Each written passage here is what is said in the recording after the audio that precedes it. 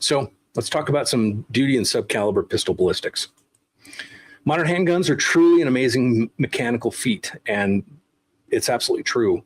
What these rounds are able to do, and it's magic. It's truly magic. The expansion, the controlled penetration, and when I say controlled penetration, and then this is one of those things, I have a slide talking about it a little later. It might even be in this one.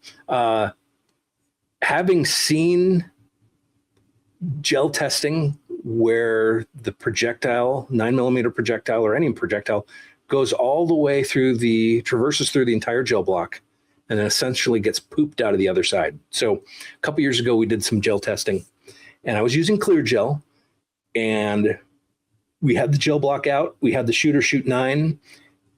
And before we did it, I put a cardboard box on the outside of the gel block.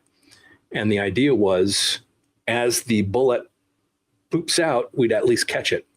Because these modern HSTs and gold dots, when they traverse through the full 16, they basically just plop out. So we did a couple of those, and the bullets didn't even dent the cardboard box on the opposite side. They basically went through and through the gel, and then just bounced off the cardboard box, and we were able to collect those. That is a mechanical feat. That is amazing the way they've been doing that. Let's see if I can get my cursor back. So leading rounds, HST gold dot, are providing sufficient penetration, not over penetration, not under penetration. There's a reason why these are also our leading rounds, because they're providing that. Also because they're providing consistency with their performance. Quality control is fantastic. The primary and measurable wounding is the narrow wound channel itself, roughly the diameter of the projectile. It's not anything from the temp cavity. It is purely the bullet path. And we're talking about duty and subcaliber pistol. We're not talking about rifles, shotguns, not even magnums, even though a lot of magnums are doing the same thing. Pistol projectiles crush the tissue within the path. It's, when I say poking a hole, yeah, it is crushing. Crush is the mechanism. Pistol wounding is limited to what is in direct contact with the projectile. So that temp cavity, as it expands, there might be some bruising, there might be some slight tears or something, but it's not anything measurable leading to immediate incapacitation. They have insufficient, there we go. They have insufficient velocity to create measurable wounding within the temporary wound channel. So then my question to the audience or the class, what's the opposite of temporary? It's in the name. It's temporary. It's not permanent wounding. So when people are all wowed by this, oh, the temp cavity. Yeah, that's pretty. Moving on. Unless projectiles recovered, medical examiners cannot determine the caliber of the projectile. And when you talk to enough people that are doing this kind of stuff, this is kind of a common occurrence or common theme. And then my favorite, Chuck Haggard started sharing this, and I want to buy in the book. There's no appreciable difference in the effectiveness of the 9 and the 45 ACP cartridges. And that's from the Gunshot Wounds book, which not for kids. A lot of pictures in there, a lot of gunshot wounds. Can't imagine why. So continued. Light and fast, light and fast for caliber does not perform better than the accepted standards. Most of the time, light and fast for caliber,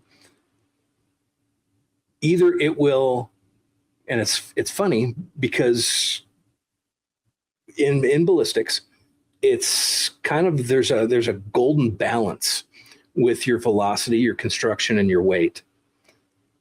And light and fast, typically, and it's a funny, they're either going to be, they're going to penetrate very shallow, or they're going to go way too far. I remember responding to a suicide with a firearm.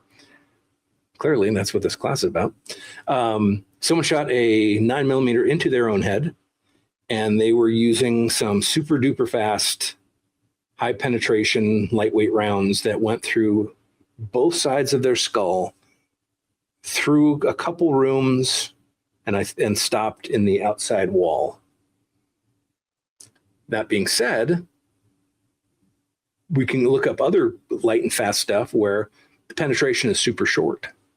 So ultimately, testing is going to help us figure out what works and what doesn't work. Added velocity, especially when it comes to humans, does not equate to greater measurable wounding. Added velocity does not equate to greater measurable wounding.